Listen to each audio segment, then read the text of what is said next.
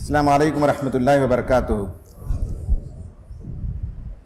نحمدہ ونصلی علی رسولہ الکریم، اما بعد، قال اللہ تعالی فی القرآن المجید، فاعوذ باللہ من الشیطان الرجیم، بسم اللہ الرحمن الرحیم، فلولا کان من القرون من قبلکم اولو بقیۃ ینہون عن الفساد فی الارض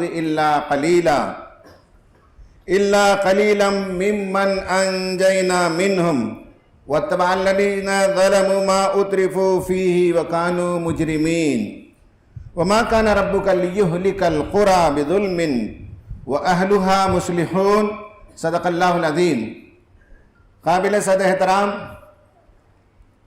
جناب سید سعادت اللہ حسینی صاحب، امیر جماعت اسلامی ہند، ڈائس پر تشریف فرما student Islamic organisation of India کے موجودہ اور نو منتخب قائدین اور آج اسائیوں کی اس کانفرنس میں شریک بزرگوں، نوجوانوں، دوستوں، ماؤں اور بہنوں، بہت مسرت ہوتی ہے جب ہم اپنے نوجوان قائدین کو سنتے ہیں، وہ اپنے عزائم کا اظہار کرتے ہیں۔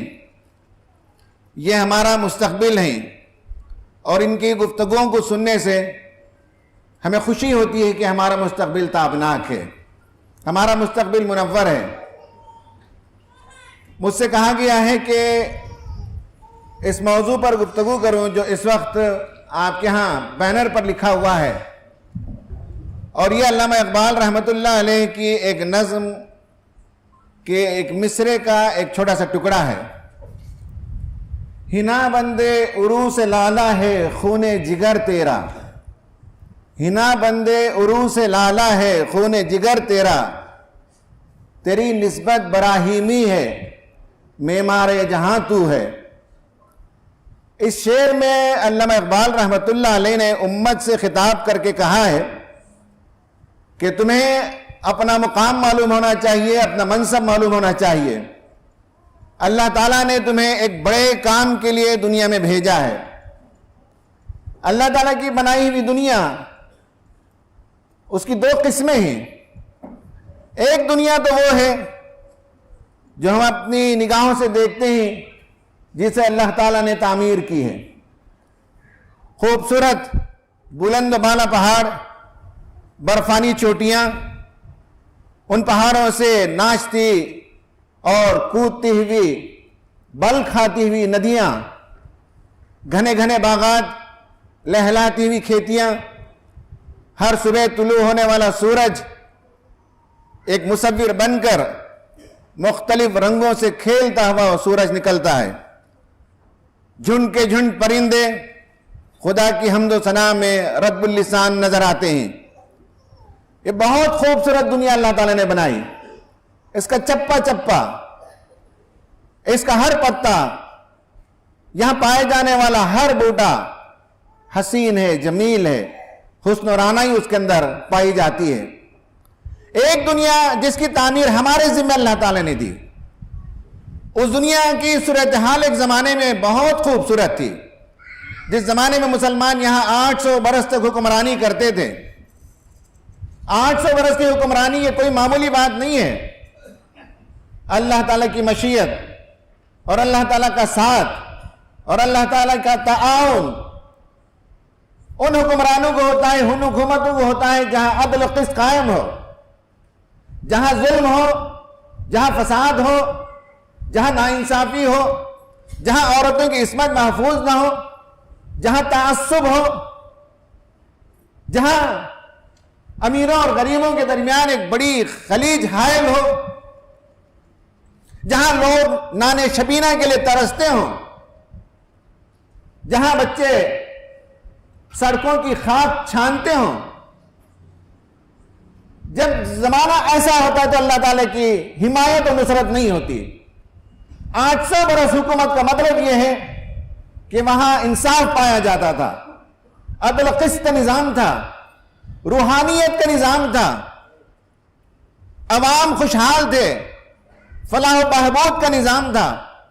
800 سالہ تاریخ کا مطالعہ کر کے دیکھ لیجئے، معمار جہاں تو ہے، جہاں اس جہاں کی جہاں بانی کی مسلمانوں نے اور ویسا نقشہ بنایا، ویسی عمارت بنائی جس طرح کا نقشہ اللہ تعالیٰ نے ہمیں بنانے کے لیے کہا. اور اس کے بعد مسلمانوں کا جب زوال ہوا تو مسلسل جو حکمران آتے رہے گزشتہ 200-250 سال میں، ہم دیکھتے ہیں کہ ظلم و فساد میں ہر دن اضافہ ہی کرتے چلے جا رہے ہیں. قرآن کہتا ہے فَلَوْلَا كَانَ مِنَ الْقُرُونِ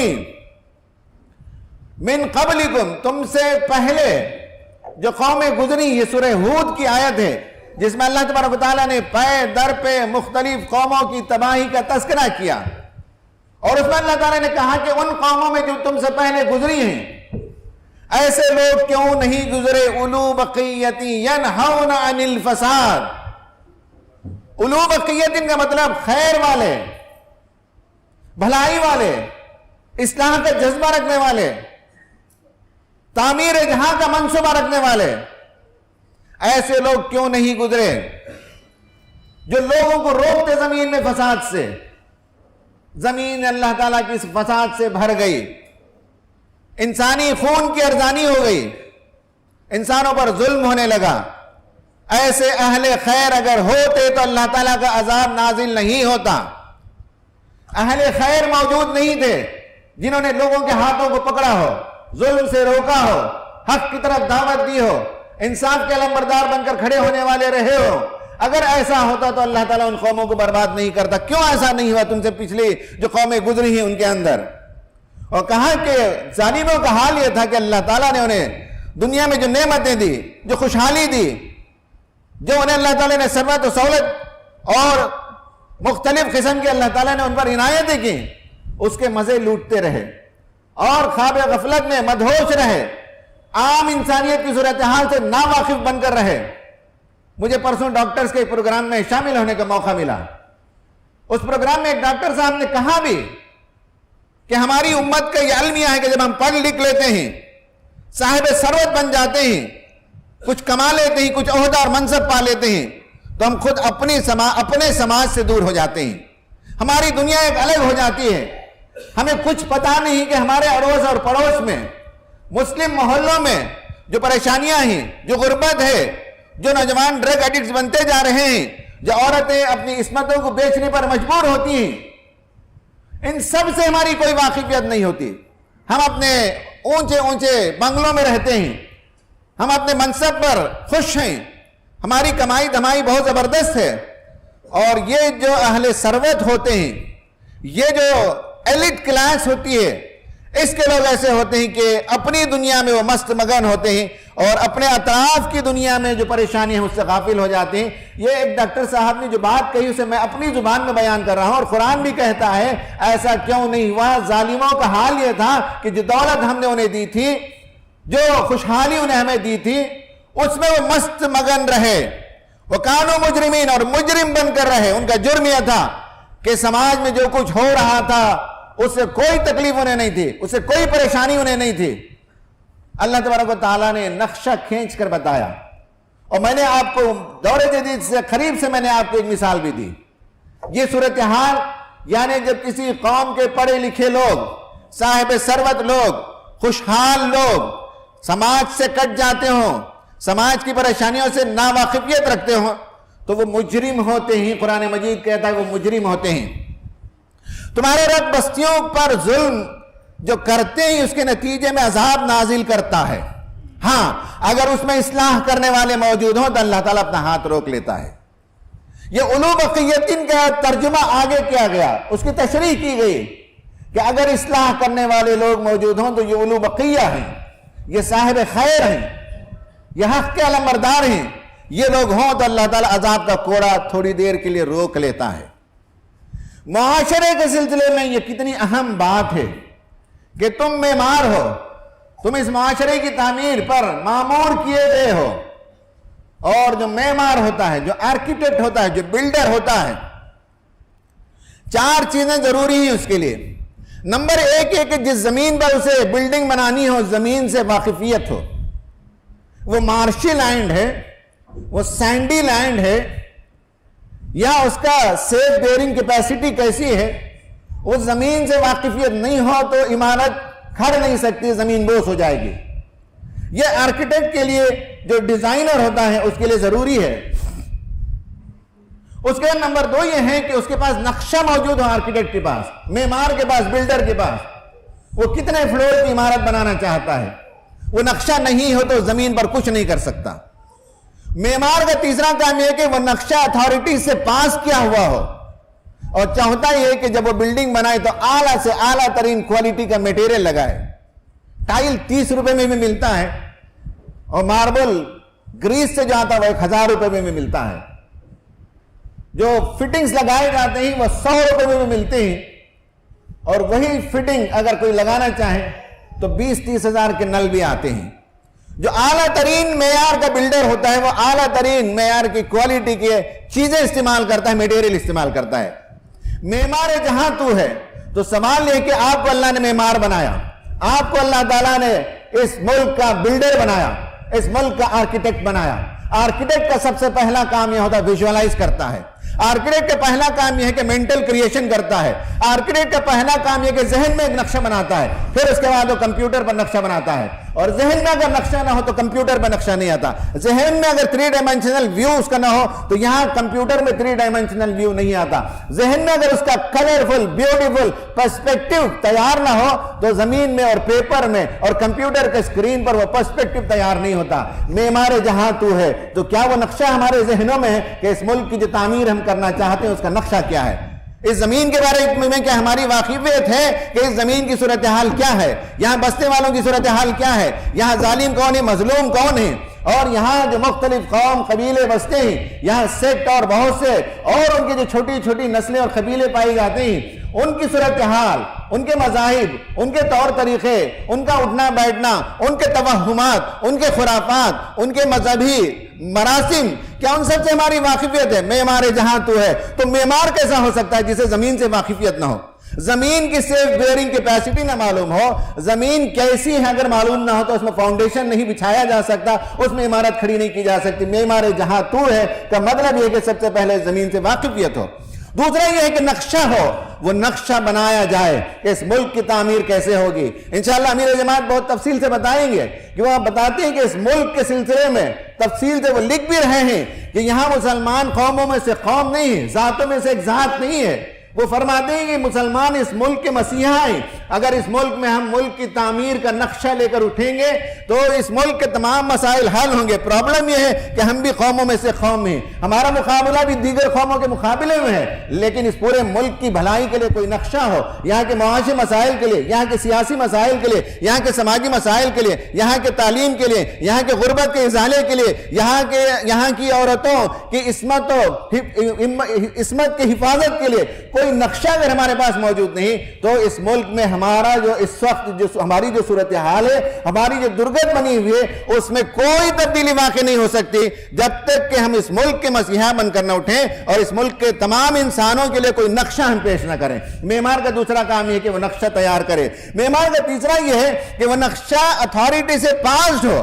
وہ نقشہ ایسا نہیں ہے کہ جو من میں آیا وہ، ذہن کی اپج نہیں ہے، یا کوئی ایسا نقشہ نہیں ہے جو آج کے زمانے کے مفکرین نے، آج کے زمانے کے تھنکرز اور فلاسفرز نے جو اپنے ذہن سے انہوں نے اختراع کیا ہو، وہ نقشہ نہیں ہے۔ نقشہ اتھارٹی سے پاسڈ ہو۔ ہمارے لیے قرآن مجید اتھارٹی ہے، ہمارے لیے اللہ سبحانہ وتعالیٰ اتھارٹی ہے، اس کا دیا ہوا نقشہ ہی اٹل ہے، اس نے جو نظام دیا وہی اٹل ہے، اسی میں انسانیت کی بھلائی ہے۔ اس کے علاوہ انسانوں نے جتنے نظام ایجاد کیے اس کی درگت ہم نے دیکھ لی ہے، اور اس کے نتیجے میں انسانیت کے لیے جو کچھ ملا ہے وہ کڑوے کسیلے پھل آج انسانیت اس کا مزہ چکھ رہی ہے۔ اس سے باہر نکلنے کا سوائے اس کے کوئی وہ راستہ نہیں کہ اللہ کی اتھارٹی نے جو نقشہ ہمیں دیا، جو نبی کریم صلی اللہ علیہ وسلم نے اس نقشے کے مطابق اپنے زمانے میں معاشرے کی تعمیر کی، اسی نقشے کو آج دہرانے کی ضرورت ہے۔ میٹیریل آج کا استعمال ہوگا، سیمنٹ آج کا استعمال ہوگا، برک آج کا استعمال ہوگا، لیکن نقشہ وہی ہوگا، میتھڈ وہی ہوگا،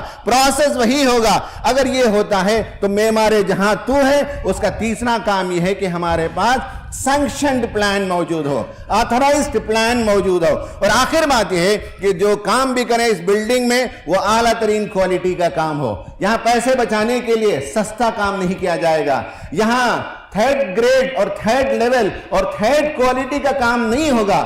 اعلیٰ ترین بلڈر جو آپ کے شہر میں آپ تصور کر سکتے ہو, بمبئی کا کوئی بلڈر تصور کر لیجئے, بنگلور کا کوئی بلڈر تصور کر لیجئے, جو سب سے ہائیسٹ کوالٹی کا میٹیریل دیتا ہو, اس سے زیادہ اعلیٰ کوالٹی کی تعمیر ہمیں کرنی ہے اس ملک کے اندر. معمار جہاں تو ہے, تو اس ملک کی تعمیر مسلمان کریں گے اور آپ کریں گے اور ہم کریں گے, اور ہماری بڑی ذمہ داری بنتی ہے کہ یہ ہم کام کریں اور اس کی نزاکت کو ہم سمجھیں. یہ پہلی بات تھی جو مجھے اس معمار جہاں تو ہے کے حوالے سے آپ کے سامنے رکھنی تھی کہ ہمیں اپنی ذمہ داری کو سمجھنا چاہیے. اللہ کے رسول صلی اللہ علیہ وسلم نے فرمایا کہ جو لوگ اس ذمہ داری کو محسوس نہیں کرتے انہیں معلوم ہونا چاہیے کہ معاشرہ اتنا امپورٹنٹ ہے کہ آپ اپنے آپ کو معاشرے سے الگ نہیں کر سکتے. معاشرے میں جو خرابیاں آتی ہیں ان خرابیوں سے ہم اپنے گھروں کی حفاظت نہیں کر سکتے. معاشرے کے اندر جو برائیاں آ رہی ہیں اس کا اثر ہمارے بچوں پر بھی پڑ رہا ہے, ہمارے گھروں پر بھی پڑ رہا ہے, ہماری تہذیب پر بھی اس کے اثرات پڑ رہے ہیں. معاشرہ چونکہ اس میں ہم سیگریگیٹ نہیں کر سکتے. آپ صلی اللہ علیہ وسلم نے کشتی والوں کی مثال دی. ہمیں وہ معلوم ہے کہ کشتی میں خورا اندازی سے بعض لوگوں کو لوئر فلور ملا اور بعض لوگوں کو اپر لیول کے فلورز ملے, اور نیچے والے فلور کے لوگ اوپر پانی لینے کے لیے بار بار آنا چاہتے ہیں تو اوپر کے فلور والے انہیں منع کرتے ہیں. پانی دینے کے بجائے ان سے اکتا جاتے ہیں, ان سے بیزار ہو جاتے ہیں اور انہیں روکتے ہیں. آخرکار نیچے والے فلور والے پانی کے لیے کشتی میں چھید کرتے ہیں پانی لینے کے لیے. کشتی جب ڈوبے گی تو لوئر اور بیسمنٹ فلور کے لوگ بھی ڈوبیں گے اور اپر ڈیک میں رہنے والے بھی ڈوبیں گے. آپ صلی اللہ علیہ وسلم نے کتنی شاندار تمثیلی زبان میں معاشرے کے اندر پورے اقوام جو مل جل کر رہتے ہیں ان سب کا انجام ایک ہوتا ہے. مسلمان کا انجام الگ, ہندو کا انجام الگ, کرسچن کا انجام الگ, رولر کا انجام الگ, شہر میں بسنے والوں کا انجام الگ الگ نہیں ہے. معاشرے کے اندر اس کی بڑی اہمیت ہے, اس کو سمجھنے کی ضرورت ہے. آج ہندوستانی معاشرے کا ہم جائزہ لیتے ہیں تو ہندوستانی معاشرے کے سلسلے میں سید مولانا ابو الحسن علی ندوی رحمت اللہ علیہ نے ایک جگہ لکھا ہے کہ ہمارے ملک کے معاشرے کے سنگین مسائل میں سے اگر نمبر 1 مسئلہ مجھ سے پوچھا جائے تو اس ملک کا سب سے سنگین مسئلہ ضمیر کی مردنی ہے, ضمیر کا مر جانا ہے, ضمیر کی بے حسی ہے. اور نمبر 2 یہ ہے کہ انسانیت کی قدر و قیمت کا کھو دینا, انسانی خون کی ارزانی, انسانی وقت اور انسانی عصمت کا کوئی خیال انسانوں کے دل میں نہ ہونا. یہ 2 بڑے مسائل کا تذکرہ کیا اور بتایا کہ انسانوں کے سلسلے میں قرآن نے جو حکم دیا وَلَقَدْ كَرَّمْنَا بَنِي آدم لَقَدْ خَلَقْنَا الْإِنسَانَ فِي أَحْسَنِ تَقْوِيمٍ, ہم نے انسان کو بہترین ساخت پر پیدا کیا اور ہم نے انسانیت کو تکریم سے نوازا. آج اس معاشرے کے پڑھے لکھے لوگوں کے دلوں کے اندر بھی یہ احساس نہیں ہے, آج یہاں کے عوام کے اندر بھی نہیں, آج یہاں کے رولرز کے بھی اندر یہ موجود نہیں ہے کہ انسانیت کا احترام ہو, انسانوں کا احترام ہو, انسانی خون کی ارزانی نہ ہو, اس کی قدر و قیمت پہچانے. یہ بھی ایک بہت بڑا مسئلہ ہے. اور دوسرا مسئلہ ضمیر کا مردہ ہو جانا, ضمیر کا مر جانا, بے حسی طاری ہو جانا. لوگ کٹ رہے ہوں, لوگ مر رہے ہوں, لوگوں کے اندر نفرت ہو, لوگوں کے اندر تعصب کو پھیلایا جا رہا ہو اور سیٹ کے لیے, اقتدار کے لیے جھوٹ کو عام کیا جا رہا ہو, تاریخ کو مسخ کیا جا رہا ہو, تاریخ نویسی کے نام سے جھوٹ کا پلندہ ہو جو لوگوں کے درمیان عام کیا جا رہا ہو. یہ 2 سب سے بڑے مسائل ہیں جو اس ملک میں ہم دیکھتے ہیں. مولانا سید ابو الحسن علی ندوی رحمت اللہ علیہ کے بقول یہ 2 اہم ترین سنگین مسائل ہیں. اس ملک سے تعصب کو دور کرنا ہو, اس ملک کے ضمیر کو زندہ کرنا ہو, اس ملک کے عوام کے ضمیر کو کچوٹے دینا ہو تو یہ ہماری ذمہ داری بنتی ہے. یہ جو ہم کہتے ہیں کہ صاحب سماج کا ضمیر, سماج اور سوسائٹی کا ضمیر ایک پلورل کانشنس جسے کہتے ہیں, سماج کا ضمیر پلورل کانشنس, اس میں ہماری ذمہ داری ہے کہ اگر ضمیر سو رہا ہو, ضمیر جو ہے خراٹے لے رہا ہو تو ضمیر کو کچوکے دینا, ضمیر کو جگائے رکھنا یہ ہمارا کام ہے. ہم لکھیں تو ضمیر کو جگائیں, ہم بولیں تو ضمیر کو جگائیں, ہم کام کریں تو ضمیر کو جگانے والے ہوں, تب چل کر اس ملک میں ہم معمار جہاں تو ہے کا کردار ادا کر سکتے ہیں. اگر ہم بھی بے ضمیر ہو جائیں, ہم بھی خواب غفلت میں سونے والے ہو جائیں, ہم علوم عقیدت میں نہ بنے, ہم اصلاح کرنے والوں میں نہ بنے, فساد کرنے والوں کا ہاتھ نہ پکڑیں اور روکیں, تو پھر بتائیے کہ اس جہاں کی تعمیر کون کر سکتا ہے. اس لیے معمار جہاں تو ہے یہ ہماری بڑی ذمہ داری بنتی ہے. معمار جہاں تو ہے میں 4 عمل کے نقطے آپ کے سامنے بیان کر کے اپنی بات کو ختم کروں گا. نمبر 1 یہ ہے کہ معمار جہاں سے پہلے معمار خانہ, گھر کی تعمیر کرنا ہے, نمبر 1. نمبر 2 یہ ہے کہ جہاں ہمارا معاش ہے, ہماری معاشی سرگرمی ہے, ہم جہاں رہتے ہیں وہاں کی دنیا کو تعمیر کرنا۔